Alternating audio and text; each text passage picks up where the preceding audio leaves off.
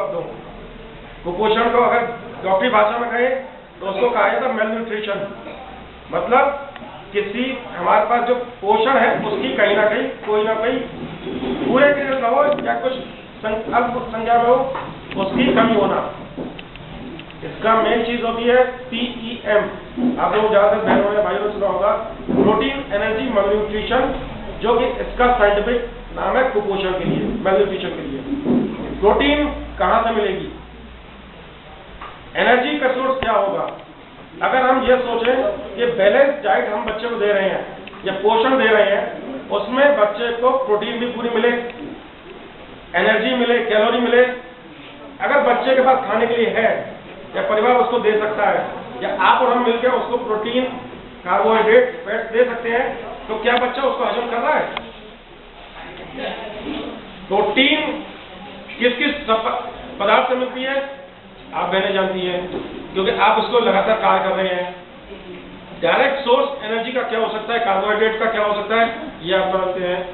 PEM के अंदर दो चीज होती हैं, एक तो कुपोषित होगा प्रोटीन की कमी से, दूसरा होगा कैलोरी और प्रोटीन की वजह से। प्रोटीन की कमी से मरासमस हो सकता है, कैलोरी कमी से क्वासिकोर हो सकता है।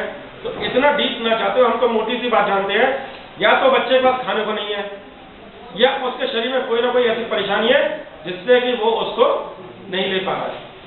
अब खाने के लिए अगर कोई कुपोषित बच्चा है तो हम क्या क्या उसको सुझाव दे सकते हैं? एक तो हमारे पास जो पोषण आहार आ रहा है वो भी अब तो पता नहीं, पहले 3 प्रकार का आता था, आज 3 प्रकार का है, 3 प्रकार का है। पहले जब शुरुआत हुई थी उसमें एक कुपोषण वार्ड, एडिशनल न्यूट्रिशन वार्ड बनते थे अस्पतालों में, अब वो सब खत्म हो चुके हैं। जो पुरानी हमारी बहनें जो काम कर रही है वो जानते होंगे, अगर कोई भी malnutrition पेशेंट है या बच्चा मिलता है तो उसको कुछ समय वहाँ पे भर्ती किया जाता है, वहाँ से पका हुआ खाना भी उसको दिया जाता है, प्लस उसको लिवर टॉनिक, प्रोटीन के, फैट के एडिशनल सप्लीमेंट दिए जाते हैं, जिससे कि उसको ज्यादा से ज्यादा कुपोषण से दूर हो और पोषण मिले। जी जी, वो पहले डिस्ट्रिक्ट लेवल पे हुआ करता था। अब इसमें कुपोषण से बचने के लिए आप और हम ये मान के चले कि चाहे वो आशा बहन हो, आंगनबाड़ी बहन हो, सहायिका हो, ANM हो, सभी के पास एक आबादी का टुकड़ा दिया गया है। लगभग हर आंगनबाड़ी बहन के पास, आशा बहन के पास, सहायिका बहन के पास 1000 से 1500 की आबादी पे एक बहन नियुक्त है। जैसे हम अपने बच्चों के खाने का ध्यान रखते हैं, ऐसे ही मान के चले कि जिन क्षेत्र की आबादी में जो बच्चे हमारे जो 6 साल से कम उम्र के हैं वो हमारे अपने बच्चे हैं। जैसे हम अपने बच्चों को चाहते हैं कि साफ सुथरा, सबसे अलग प्यारा मेरा बच्चा दिखे, साफ सुथरा नहाया धोया हो, रंगी हो, कपड़े साफ पहने हो, उसके साथ उसमें पोषण भी उसको दिखे, ऐसा दिखे कि बच्चा हष्ट-पुष्ट है, शारीरिक रूप से और मानसिक रूप से। शारीरिक रूप से तो हम लोग कर सकते हैं, लेकिन मानसिक रूप से करने के लिए क्या मानसिक रूप से अगर कुपोषित है तो क्या वो कुपोषण में नहीं है? उसका सबसे अच्छा तरीका ये होता है कि बच्चे, अगर आपके किसी भी केंद्र पे आया 5 साल से 6 साल से छोटा बच्चा है, तो सबसे पहले हम उसको क्या ध्यान रखेंगे, क्या चीज ऐसी देखेंगे कि बच्चा कहीं हमारा कुपोषण की तरफ तो नहीं जा रहा। उसके लिए 2 चीज आती हैं,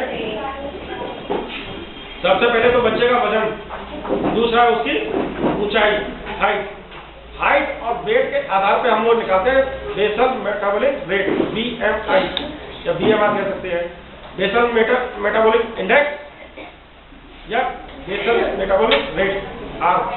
BMI के माध्यम से हम लोग ये जानते हैं कि किस बच्चे की उम्र अगर 2 साल की है तो उसका वजन कितना होना चाहिए, और उसके आधार पर तय करते हैं कि बच्चा कुपोषित है, पूर्ण पोषित है या अधिक वेट पे तो नहीं है, malnutrition, एडिक्वेट या फिर ओवरवेट, ओबेस। इसके आधार पे हम लोग को, आपके पास चार्ट पहले शायद आता था, अभी तो होगा चार्ट, जिसमें कि लाल पीला हरे कुछ 2 चार्ट में अलग दिए हैं, जिसमें अंडरवेट, नॉर्मल, ओवरवेट, और इस टाइप से आपका चार्ट आता है जिसमें बच्चे का एक साइड में वजन होगा, नीचे हाइट होगी, कितने इंचेस में है, उसके आधार पे आप वजन और आयु, कोई बात नहीं, बच्चों के हिसाब से जो ऐसे में लेटेस्ट में आएगा उसमें हाइट में ऐड होगी, ये कितने इंचेस में नाप लिया जाता है। ये आपका जो मैडम ने लिखा है वो किरण के चार्ट के साथ साथ ये लगा हुआ है, इसके माध्यम से भी आप लोग देख सकते हैं कि जांच कर सकते हैं कौन सा बच्चा हमारा अल्पपोषित है, कौन सा सामान्य है, कौन सा अतिपोषित है, कौन सा अधिक वजन का है। इसके माध्यम से हमने जांच कर ली, मालूम चला कि बच्चा हमारा अल्पपोषित है। अल्पपोषित के अलग अलग लक्षण हैं। प्रोटीन की कमी होगी तो शरीर सूखा सूखा खुश्की टाइप की होगी। विटामिन ए की कमी होगी तो उसके बाल 2 रंग के दिखेंगे आपको, छाया में अलग है, मतलब ब्लैक टाइप कहते हैं, सुनहरे टाइप के अलग होंगे, काले अलग होंगे, ब्राउन अलग होंगे। ऐसे ही आंखों में डार्क होगा, विदाउट स्पॉट होगा।